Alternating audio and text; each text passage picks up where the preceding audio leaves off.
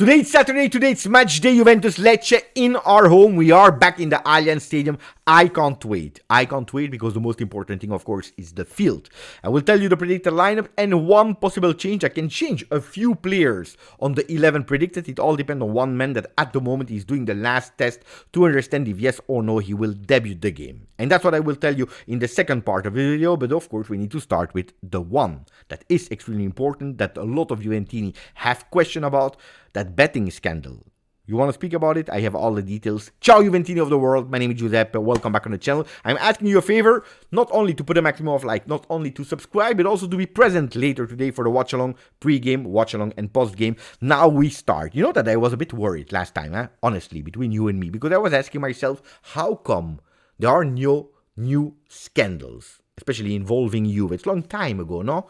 And when it's a long time ago, I start really to be worried. I said, what are they preparing behind the scenes? Well, the last time during international break, we were busy changing the coach, so the papers were busy. But now it has been postponed because since yesterday, a lot of names of ex-Juve players, actual Juve players finished on the papers. What are they speaking about? Is it a new case? I answer you immediately, no, it's not a new case. No, it's not something that happened in the recent days. It's actually the same exact story that we were speaking about a few months ago, maybe 1.5 years ago.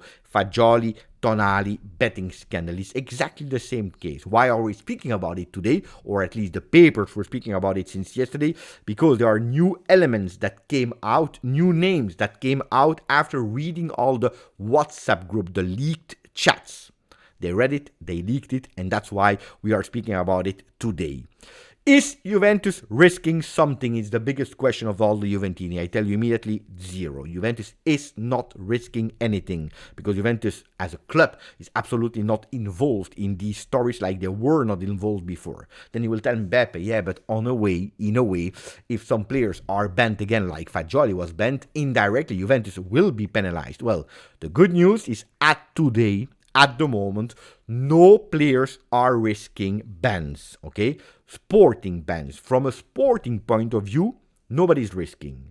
And when I'm saying at the moment, at today, it's because today we are not speaking about betting, gambling on football games, which means that the Federazione Italiana Gioco Calcio, Giudice Sportivo, the sporting courts, etc., they are not taking care about it because it's something that is actually far away from it. So even if guilty, and I will explain you the details later, this player cannot be banned in a sporting way. And that's good. So I tell you, Juventus is not risking anything. The players are not risking anything. The two big names there on the pages are Fagioli and Tonali.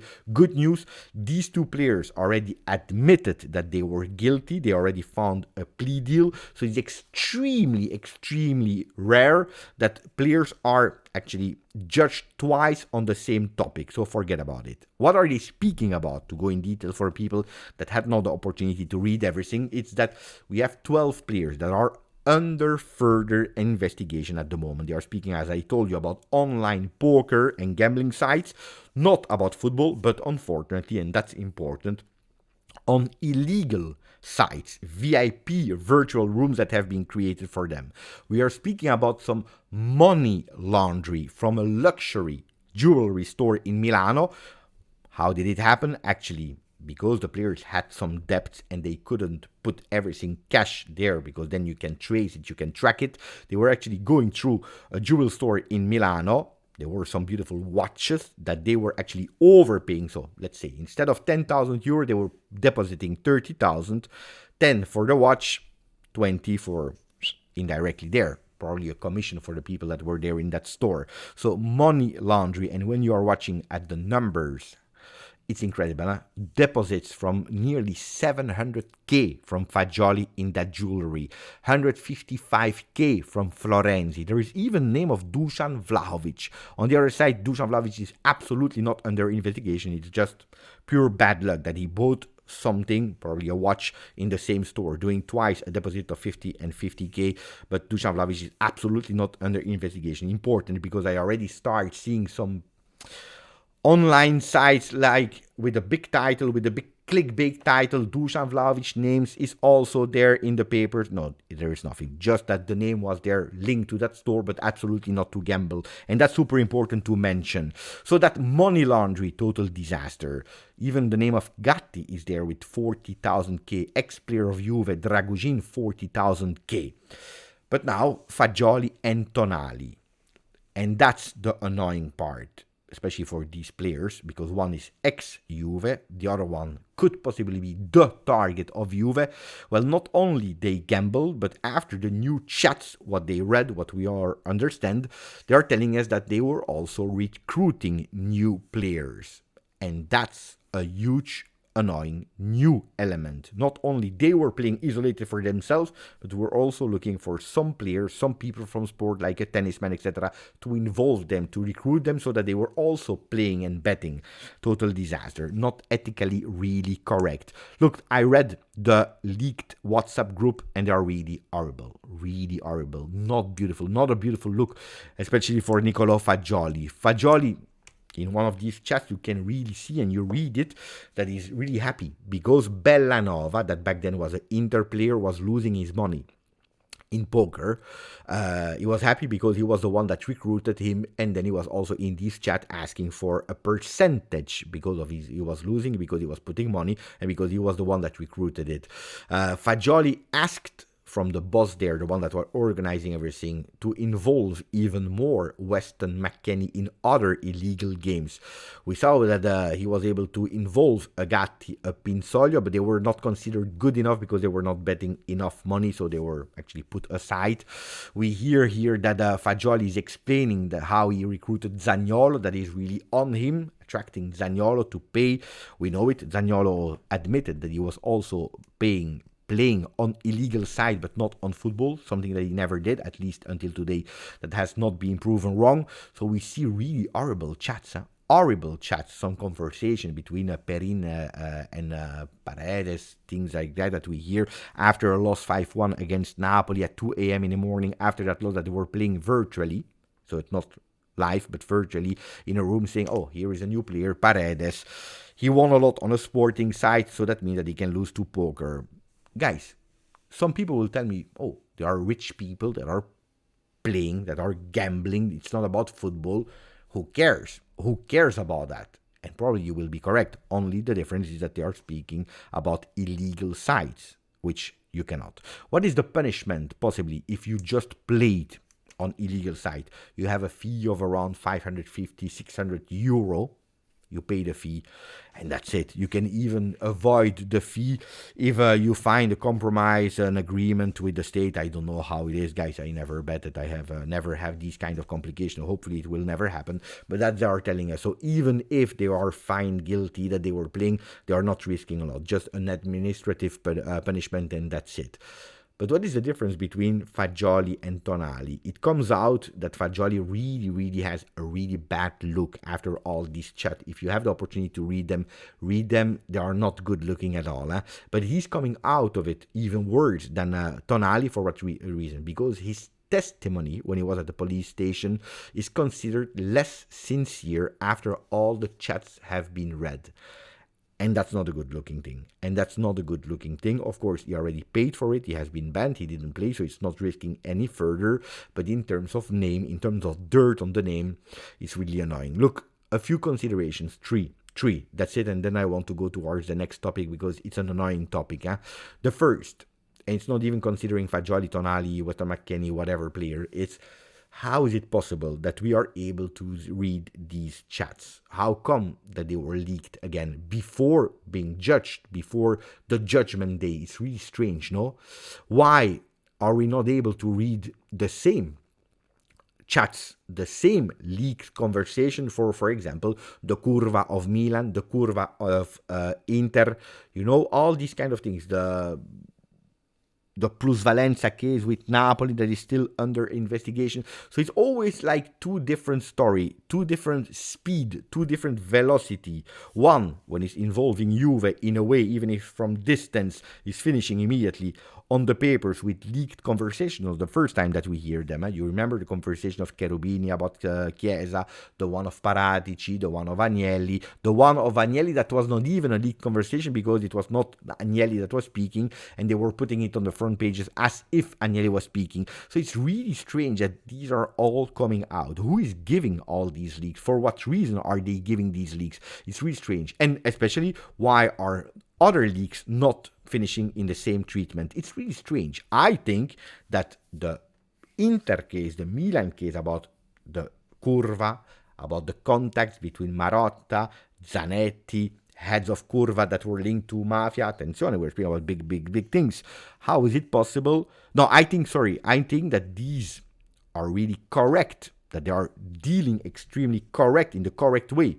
Nobody is guilty unless they are proven guilty. Until the judgment is done, the court is done, the process is done, these leaked conversations should remain secret. It's strange to find them on a journal. What I would have appreciated, and I always said it, that we have exactly the same treatment for everyone, for everything. That would be nice.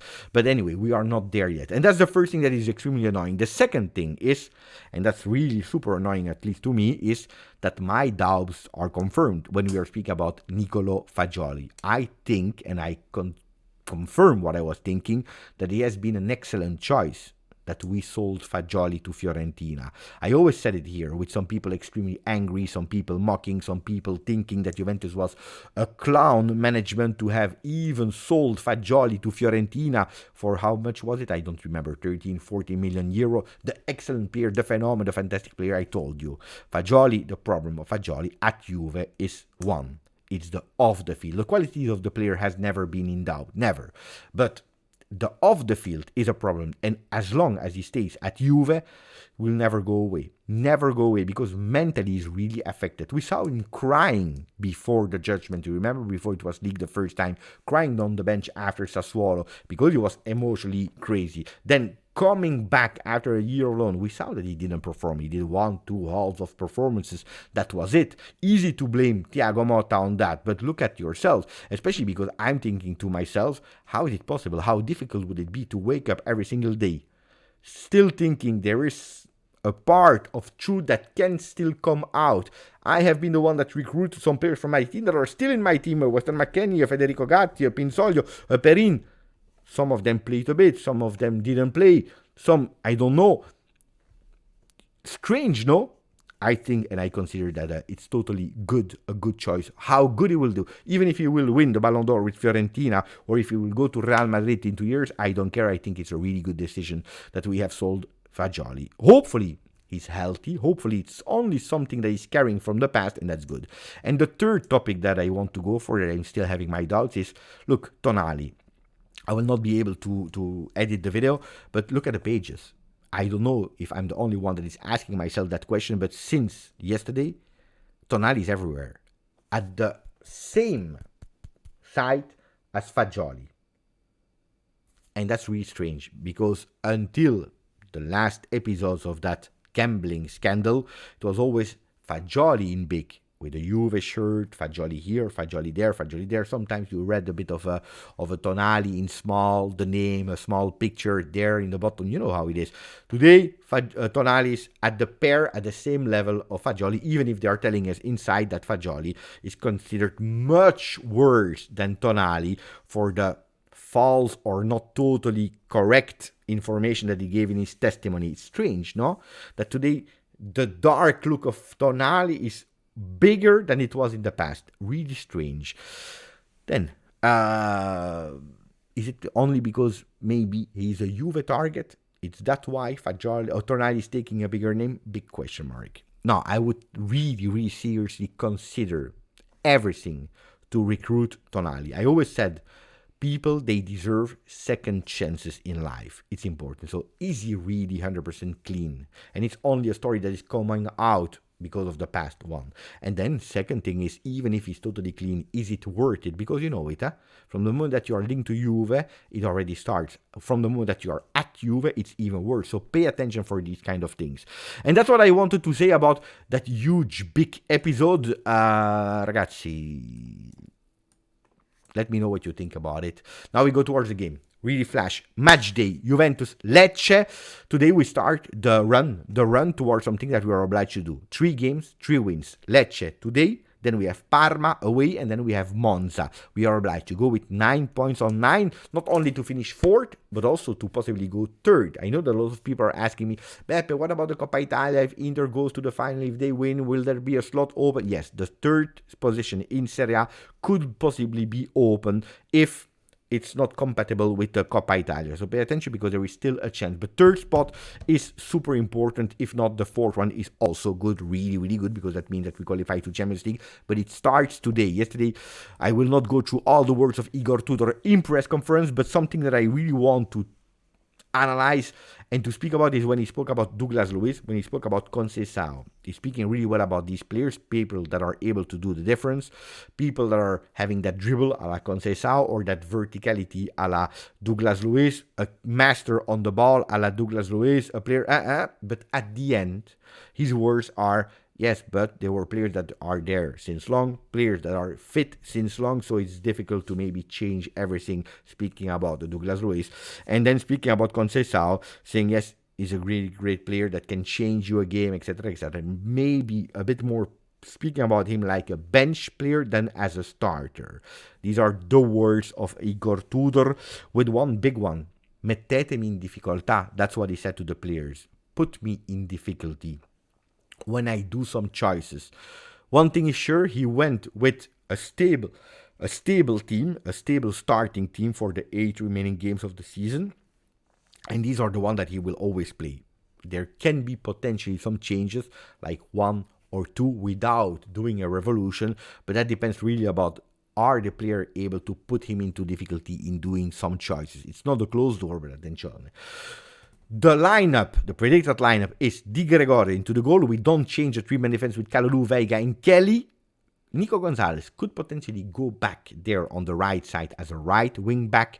Locatelli, Thuram in the middle. Weston McKennie as a left wing back. Then up front, Yildiz, Koopmeiners, and Dusan Vlahovic. It's a lineup that, except of Kalulu, because Gatti was starting back then, looks like the same that when we played against Genoa in our home, the first game of Igor Tudor. So that's what he wants to do. You will tell me, Beppe, you told us about a player that could possibly change that predicted lineup. It is Khéphren Thuram. Khéphren Thuram that is not 100% sure to start the game. If he starts, that's the lineup that we are going towards. If it's not starting, McKennie could be shifted there in the midfield with or Cambiaso starting on the left, or Weah possibly there on the left, with Nico Gonzalez that is keeping his spot. And these can be the changes. What about Colomoni? What about Conceição? What about other players that could play? And why, especially Koopmeiners? Because the people from La Continas are telling us, and also confirmed by Igor Tudor yesterday, that the player is doing really well in terms of physicality, that it's much more positive, that is fitting, and we know it. Koopmeiners is a huge, big investment from Juventus Football Club, so we are obliged to do whatever it takes to make him perform. Is it by entering like against Roma? Is it by starting like today in a game that is dangerous, that is super important, but maybe a bit more easier because Lecce is conceding a lot of goals?